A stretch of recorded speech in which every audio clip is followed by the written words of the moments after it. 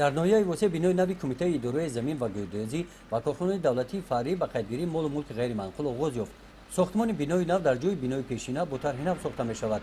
фармоишгари сохтмон кумитаи давлатии идораи замин ва геодезии ҷумҳурии тоҷикистон. пудрачии сохтмон ҷамъияти дорои масъулияташ маҳдуди аркон буда маблағи умумии сохтмон 2,5 млн сомониро ташкил медиҳад. корҳои сохтмонӣ дар ин иншоот 2 сол идома меёбанд. дар сохтмони бино 20 нафар сокинони ноҳия ба ҷои кор таъмин карда шуданд.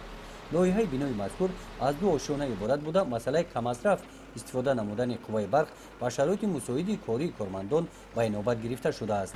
бино ду ошона буда 11 ҳуҷраи корӣ дорад.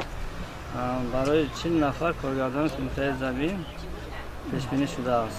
бо татбиқи лоиҳаи мазкур дар ноҳия боз як бинои нави маъмурии давлатӣ мавриди истифода қарор дода шуда дар ин самт вазъи хизматрасонӣ ба аҳолӣ беҳтар ба роҳ монда мешавад.